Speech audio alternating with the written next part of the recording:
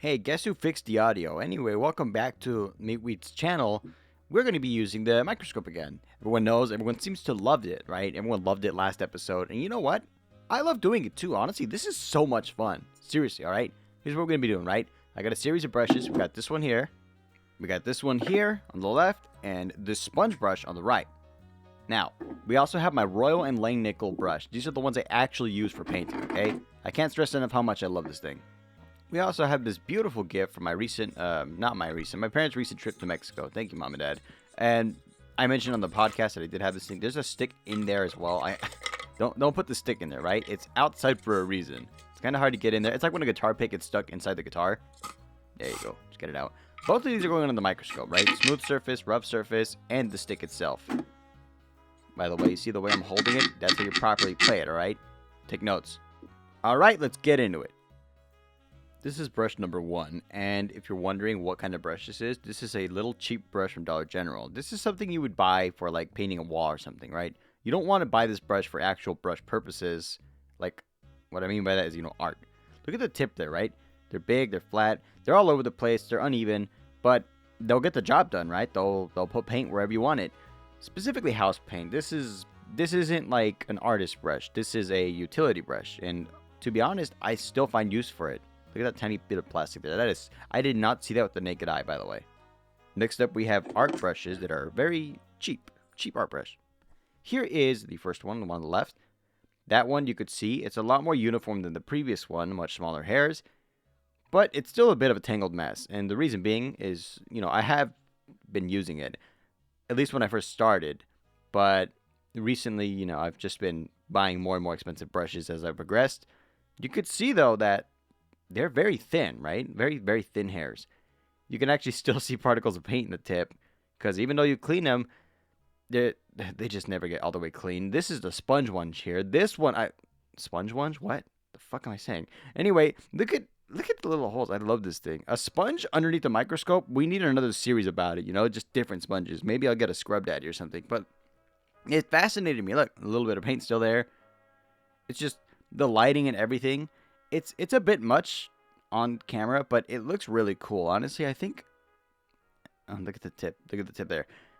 Tiny. Just tiny. I love it. I love this royalty. Now, this is the original. This is the good brush, okay? I'm showing you the high-quality brush. You're about to see the difference between cheap brush and expensive brush. And we're going to use macro, tiny lenses, right? Look at it. Look at it. First up, the design. I love it. This is just a handle. I don't know why I started there. I'm an idiot. That's why I started there, okay? You already know, okay? If you watch my channel, you know I'm stupid. But I have an eye for quality. Look. Uniform. The same size. Prestigious. Royal and Langnickel brushes. That is a good brush. You know how I know this? Because when you're painting, you feel the damn difference. This one, unfortunately, you'll see it right now. I gotta clean it better, That's on me, okay? A high-level brush requires a lot of maintenance, and... God, I just love it. Ass kissing aside, I'm just gonna... Yeah, now we're talking. This is the real deal right here. Look at this solid thing. It's big, right? Barely fits on my tiny desk. This isn't my desk. It's actually my brush kit. Okay, it doesn't matter. Look, right here, that's a smooth surface. That's the rough surface. And this is the stick, right? All three are going to go into the microscope. There is some texture difference, but you know what? You'll see it right now. What did I say? Smooth surface. That is a Mexican craftsmanship. You understand me? It's a bit scratched. You obviously heard me moving it around on the desk. That's on me. Okay? That's on me. Don't blame them. They did good. See, this is the rougher texture. This is you'll hear it in the band, right? This is more like a what's the term? Rhythm section. This is a rhythm section instrument, right? I love the rough edges. You can really see the wood grain. You know what I mean? Like I love it. Now, I know it should go without saying, but I'm not going to eat it. So, even though it looks delicious, look at it, man. It's like pork belly. It looks delicious. But again, I'm not going to eat it. I mean, it probably doesn't taste good. By the way, this is the stick, if you guys don't know what I'm talking about. This is the stick, and I kind of cut to it, but to be fair, it's a stick. There's nothing unique about it. It's a stick. That's it. It's literally just a stick, okay? I need to quit hampering on it. All right, let's cut to something else. Now, for a little treat for the audience, this has nothing to do with art. Yeah, probably. This is $1. And everyone knows $1. I got one specifically really scuffed. This one here is all old, and it's got a lot of texture to it, right? I'm actually going to ball it up a bit. There we go. And we got to make sure you can kind of see the textures under the microscope. I really want to show you how subtle, how tiny things are on the dollar bill. There's a lot of tiny details you can't see unless you have it under the microscope.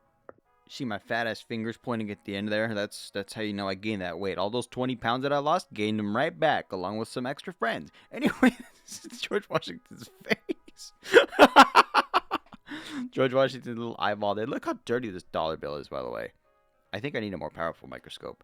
I just love the little details in it, right? Okay, at some point I do start going around the bill. All the tiny text and letters. How did they get that small, I love it. There is the crack at the beginning of the little tear on the top of the bill at the beginning of the video I showed you guys. And look at the letters. In between the letters, the tiny little scribbles, right? The tiny little lines. And even these here are even smaller, right? Like, that is a level of detail that, honestly, it's impressive. I love it. I've always loved the intricate details on a dollar bill. I know they do it on purpose so that they're harder to forge. But honestly, it's nice to every now and then just take a moment and look at it, Just really zoom in on it. And that's going to do it for this video. But before you leave, please enjoy my very long eyelashes.